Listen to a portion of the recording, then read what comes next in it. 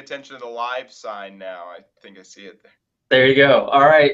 Hey, this is Drew Tom with the Association for Middle Level Education, and I'm joined today by Chris Elliott. Chris Elliott was a learning study skills and application instructor, and right now he's an administrator in Orange County Public Schools, and he's also the wonderful author of this article that you're checking out. And also forgot to mention, he teaches courses in child development and secondary teaching methods at Rollins College in Winter Park, Florida. So thanks again, Chris, for being here with us today. Thank you, Dr. Tomlin. Nice to be with you. Awesome, awesome. Well, guys, we're so intrigued by this article, Teaching Like a Game Show Host. I mean, the title alone just jumps off the page, so just wanted to talk with you a little bit more about it. So we're going to go straight to the question. It was really the inspirational question. What inspires you to use the game show metaphor to discuss teaching in the middle grades? Well, I mean, anyone that's been in the middle school probably understands that, there's a game show kind of mentality that goes on in middle schools. I mean, it's, a busy moving pieces kind of operation. And, I guess I've always thought, that teachers sort of function like game show hosts, at least pretty successful teachers do. It's kind of the same time frame. You've got, a half an hour or an hour, maybe 45 minutes for a class to present your material, to get the contestants or the students in this case, to buy in, to become engaged and to get something out of the deal. And, in the case of the game show, it's obviously financial incentive, but hopefully for the student, there's some incentive for learning there. So, I've always thought teachers would make great game show hosts and, probably vice versa. So they seem to work together. Awesome, awesome. Well, clearly the inspiration was there. So in terms of young adolescents in particular, why do you think young adolescents need this kind of engaging, game-oriented instruction? Why now at this period of their lives, and how do they benefit from this kind of instruction? Right. Well, again, with this age bracket, I mean, really looking the middle school years from maybe, 11 to, 14 or 10 to 15 in that range. Obviously engagement is a huge piece of the puzzle. Students in this age range are impulsive. They're unorganized and, often struggle with kind of organized thought processes as well. So my goal as a middle school and really having the opportunity to teach 21st century learning, which was really a pretty open-ended opportunity, was to kind of start to organize and train thought processes in so many ways. And so I used two different methods for that. I started with really thinking about Cornell notes and the Cornell note-taking system, Walter Pock's system. And it's just very simple. It's organized. Students aren't doing a lot of writing these days with the amount of digital work that they're engaged with. And so I thought the handwriting component would be great. And I thought as far as not only organizing your thoughts on paper, but, in the classroom, organizing and thinking about what you really wanted from the classes from a student's perspective. So it worked together. And so, I just sort of took it and ran with it. That's really exciting. And a lot of people, when they see game show, they think it's, really chaotic, really, just a really excitement-oriented type thing, which clearly it is. But I was really intrigued by and respected the fact that it was very organized. You mentioned not only the Cornell notes that you just spoke of, but you mentioned, the 4 concepts of your game show template to keep things on track. How and why did you come up with that template solution in addition to the Cornell notes? Well, I guess the game show kind of template, if you will, is, works for an instructional model. And I played with it quite a bit. I mean, I've been teaching, in high school and elementary and then eventually middle school for 15 years. So you develop some Mhm. abilities to kind of work with the classroom. But certainly the first component in discussion is vital to both in the game show. It's really just how the game show host is addressing the contestants and really asking them about themselves. And really that worked for the middle school student as well, because what middle school students bring into the classroom every day varies from day to day. Right. Between where they are with their adolescent development, depending on what's happening in their social schemas, depending on what they're bringing to the table. So, depending on whatever topic you're teaching, seeing and presenting that topic, and then getting discussion going right away, just to see where your students are at and where they are on any given day. You could have really high functioning students that are having an off day and not really Mhm. engaged in class that day, or really low functioning students. You throw out a topic and all of a sudden they're active in it. So the discussion portion was important, just to start the class, just to welcome them to the room. The second, component, prior knowledge, is really about laying the groundwork, or evening the playing field. Um, I incorporated vocabulary in with that in the Cornell note taking system. So, whatever the topic, I identified 3 or 4 key words or terms that would fit into that topic and provide prior knowledge, so that all the students had equal playing field, equal Right. ground to work in the classroom. It's just kind of like presenting the rules of the game show, Mhm. rules of the game. This is where we all need to work from, as far as language, as far as an understanding of the concepts and the topic, and then we have to start building from there. The third component, of course, is an activity, which is maybe usually the fun part. After you get kids engaged, that keeps the engagement going.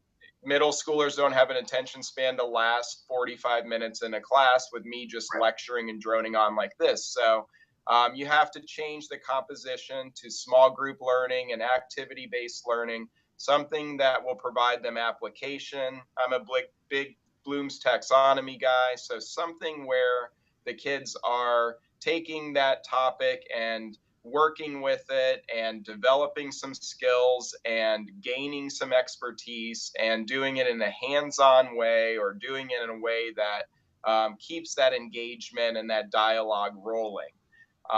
So that's kind of playing the game in the game show. Right. And the fourth component really fit really well with Cornell Notes, because there's a summary component, and I've always been a big reflection person, and this is kind of the final round of the game show. And Right. really what kids got from the class, from the lesson, was always I was always wanting to know what they got from it, from their perspective. And that's the ultimate assessment piece, is the student writing what they learned, very Mhm. simply. And I love that component of the Cornell notes.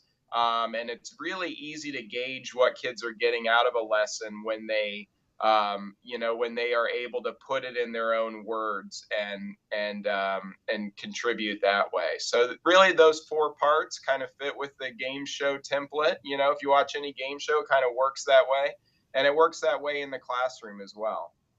Yeah, gosh, I mean, clearly your ability to articulate this whole plan, you've thought about it for quite some time, and like you said, you've tinkered with it over the many years that you've been doing this, and I think what you've done is, most game shows, those game shows on television and stuff, there's one person who's the winner, and the rest of the crowd goes home. But what you've described is you care about everybody in the game show, asking about their, like, getting them to reflect, getting them to summarize. So it is the 21st century game show concept. So bravo to that. And you mentioned briefly that, like I said, you tinkered with it. You try to fix the recipes you went along. So that speaks to the challenges. What kind of challenges, or just pick one, any challenges that you faced as you implemented the game show plan, and how did you deal with those challenges? Well, the biggest challenge, of course, is the impulsivity and of the middle school student. Especially the instant kind of gratification that the digital era is offering students. So that's a huge challenge. Just trying to keep that engagement, just keeping them engaged for 45 minutes. Any middle school teacher knows that that's challenging in itself.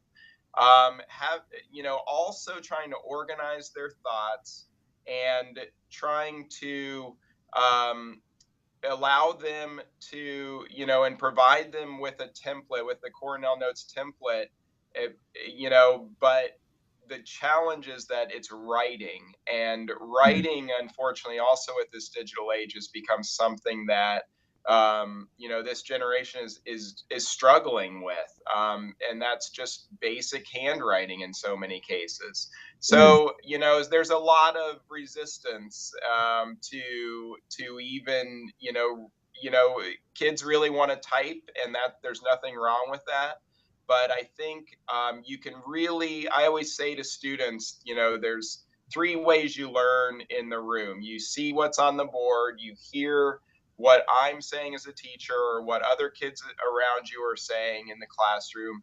And then the third way is, by writing, you're actually doing, the seeing, and you're also, that information's going, I always say, through your fingertips into your arm, up through into your brain and through your nerves. And so I think that allows students, even though there's resistance with writing, it provides them a lot of learning opportunity there. Yeah, absolutely. And from a literacy perspective, I mean, you've hit it on the head. We have receptive literacy, taking things in and receiving, but then expressive literacy is the other part of it, and so we have to have students work on both parts of those literacy functions. Absolutely. So yeah, bravo. So our last question, speaking of expressive literacy, is a metaphorical expression. So Chris, I hope you're ready for this question. Yeah. Okay, sure. It's a fan favorite, let's say that. If teaching like a game show host was a food for middle level education, what kind of food would it be and why? It's a great question. I mean, what comes to mind is like just a meat lover's pizza, Ooh. something that is like bulky and full of layers. I think the layers are the key. Where instruction is changed in this generation is that we are no longer, as teachers, providing information and expecting students just to regurgitate it and send it back to us, because they can do that, by just going, online and just accessing information quickly, and memorizing it quickly, and nothing really sticks. Our Mm, job, I think, now as instructors is to add layers to our instruction, add depth, add some meaning, and provide students with opportunities to take something away from every opportunity and learning opportunity that they have. So I think it's about the meat lover's pizza. I think it's about layers. And it's really a wonderful thing when you know where your lesson's going, and there's a mystery there for the students. There's mm, real engagement that goes on when they know there's another level of instruction that you can tap into, that that they haven't completely even identified with themselves. right. Because that's the interpersonal part of teaching. That's the important part of teaching, and I think it's very important with middle school students, especially because that interaction is key to their development, and it's key to organizing their learning processes. And I think the layers to instruction is really the key to it all at this point. Wow, that was brilliant. That was brilliant. So the layering part of it, it's a meaty, multi-layered thing, like you said, because instruction has changed, and I think it's also it would be a carry-out pizza as well. That's what I'm taking from you, because you Yeah. want to be able to take something with them. So you walk into the pizza place and you carry that multi-layered instruction with you after you leave. So not only is it baked up with warmth and care and thoughtfulness, but then it's something that they carry with them for a future meal beyond your classroom walls, right? Absolutely, leftover pizza the next day, Drew. Sure, why not? I mean, that's what we all do. It's a good thing for the student as well. Absolutely. There you go. Well, gosh, Chris, thank you so much for adding more food for thought for us here. For everyone checking out this article with AMLE Magazine, thank you for checking it out and checking out this Google Hangout. So thanks again, Chris, for the interview and for the time. Hey, thank you for the opportunity to, get my belief system out there, for publishing the article, and for, providing middle school educators with a great resource through AMLE Magazine. I appreciate it, Drew. Hey, well, thank you, Chris. Appreciate your time and thoughtfulness. And thank you, everyone out there, again, for checking out the article and the Hangout here at AMLE, where we help you reach every student, grow professionally, and create great schools. All right. Thanks again, Chris. You're welcome. Have a great day.